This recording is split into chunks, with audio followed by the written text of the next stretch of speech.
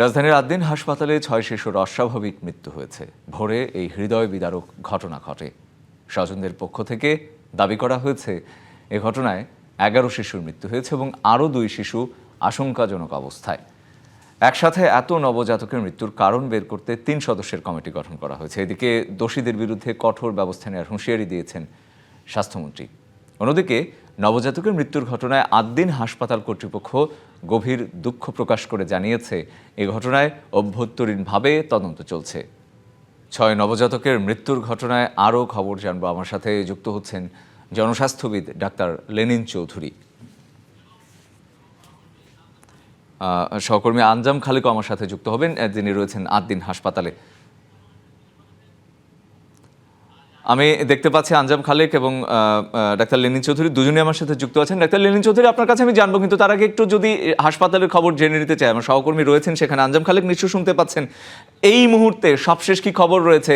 একটি কথা বলা হচ্ছে যে 11 শিশুর মৃত্যু হয়েছে, সেটির সত্যতা যাচাই করতে পেরেছেন কিনা, এবং যেটি দেশ জুড়ে আলোচিত হচ্ছে, কারণটা কি? শিশুগুলোর এই মর্মান্তিক ভয়াবহ মৃত্যু হলো, কারণটা কি সেটি সম্বন্ধেও কিছু জানতে পেরেছেন কিনা সর্বশেষ? আঞ্জাম।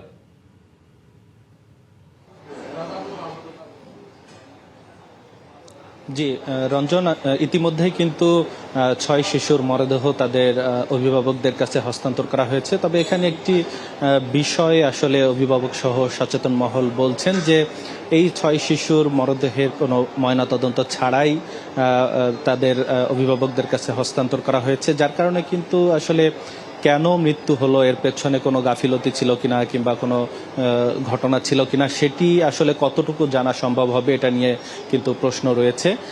পাশাপাশি আরেকটি বিষয় আপনাকে জানিয়ে রাখতে চাই যে ইতিমধ্যে কিন্তু সিআইডির ক্রাইম সিন সহ রমনা বিভাগের পুলিশ সহ আইনশৃঙ্খলা বাহিনী কিন্তু ঘটনাস্থলে এসেছেন এবং যেই ওয়ার্ডে সেই শিশুগুলো ছিল সেই তারা ওয়ার্ডে গেছেন এবং সেখান থেকে বিভিন্ন রকম আলামত সংগ্রহ করেছেন। তারা যেমনটি জানিয়েছেন যে তারা খুব দ্রুতই এই আলামতগুলো সংগ্রহ করে এই আলামতগুলো পরীক্ষা করে আসলে তারা জানাবেন যে এখানে হাসপাতাল কর্তৃপক্ষের কোনো গাফিলতি ছিল কিনা কিংবা এই ঘটনার পেছনে আসলেই গ্যাস লিকেজের বিষয় আছে নাকি আরও কোনো ঘটনা থাকতে পারে।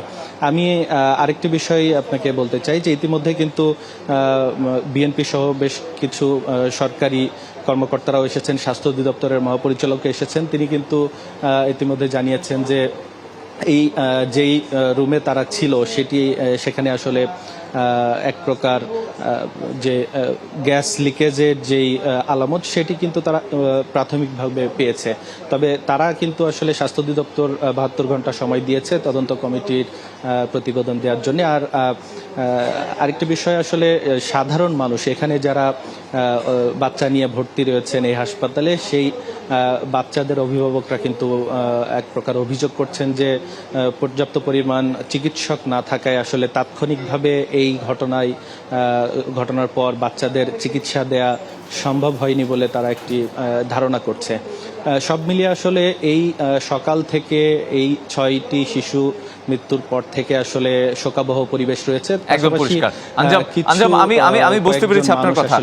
সাধারণ মানুষ তারা অভিযোগ করছেন। জি, ধন্যবাদ আপনাকে। আমি বুঝতে পেরেছি আপনার কথা। আমি একটু আমাদের সহকর্মীর কাছ থেকে শুনছিলাম।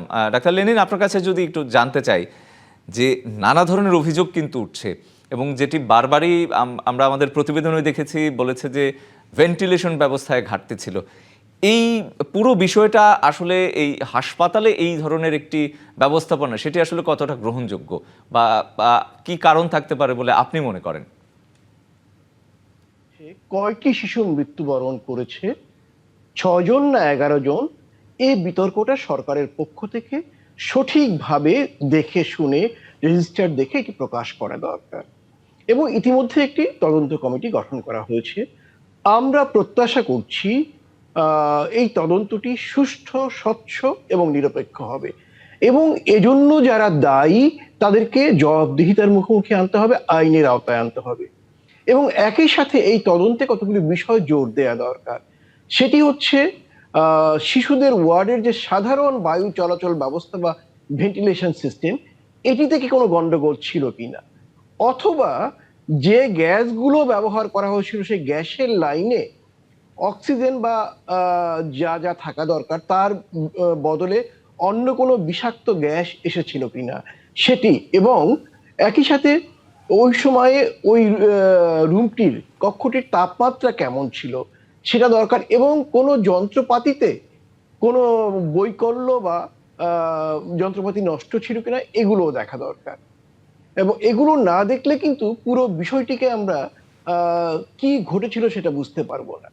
এটি দ্রুত করা দরকার, এবং একই সাথে শিশু ওয়ার্ডের শুধু না, আইসিইউ যেটা এনআইসিইউ এই জায়গাগুলোতে যে টোটাল ব্যাকআপ সিস্টেম রয়েছে কিনা, সেটা জেনারেল অক্সিজেনের ক্ষেত্রে হোক অথবা পাওয়ার সাপ্লাইয়ের ক্ষেত্রে হোক, সেটিও দেখা দরকার। এবং আমরা মনে করি এই জায়গাটিকে মানে আদ্দিন হাসপাতালের এনআইসিইউ বা শিশুদের ক্ষেত্রে যে মৃত্যুটা ঘটলো, এটাকে তো আমরা শেষ বলে মনে করব না, আমরা মনে করব সারা দেশের যে কোনো জায়গায় এটি ঘটতে পারে। এজন্য একটি সেফটি অডিট মেজার, অর্থাৎ শিশু কক্ষের, শিশু এনআইসিইউ আইসিইউ এর একটি নিরাপত্তা অডিট ব্যবস্থা একদম। বাধ্যতামূলক ডাক্তার লেনিন, করা একটু থামিয়ে যদি জানতে চাই কি করা যাবে সেই পরামর্শ শুনলাম। আমি আর আপনার কাছে আরেকটু যেতে চাই, আপনি নিজে চিকিৎসক, শিশুদের একদম জন্মের পর যেই ব্যবস্থাপনায় রাখা হয় সেটির কি কোনো ঘাটতি আপনার কাছে মনে হয়েছে কিনা? আপনি প্রতিবেদন দেখেছেন, আচ্ছা, খোঁজ খবর রেখেছেন। প্রতিবেদনটা আমি দেখেছি এবং প্রায় অনেকগুলো প্রতিবেদনই দেখেছি।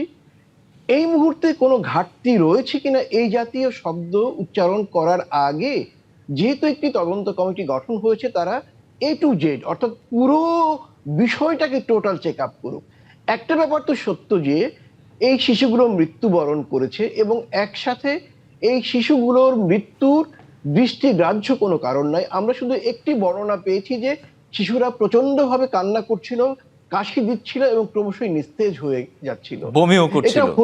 বমি করছিল। এটা হতে পারে কার্বন মনোক্সাইড পয়জনিং, অর্থাৎ ইনসাফিসিয়েন্ট ভেন্টিলেশনের জন্য কার্বন মনোক্সাইড পয়জনিং হচ্ছে কিনা সেই রকম একটি দৃশ্য মনে হচ্ছে। কিন্তু তারপরেও বলবো যে তদন্ত কমিটির রিপোর্ট পাওয়ার আগে এই জাতীয় মন্তব্য প্রকাশ করাটা যথার্থ হবে না। তো একটি ব্যাপার ঠিক যে ঘাটতি না হলে, কোনো কারণ না ঘটলে এতগুলো শিশু এভাবে মৃত্যুবরণ করার একদম ঘটনা একদম পরিষ্কার, দেশে বা বাইরে এটি কখনোই হয় না। একদম জি। একদম পরিষ্কার। ডাক্তার লেনিন, আপনাকে ধন্যবাদ আমাদের সাথে যুক্ত হওয়ার জন্য।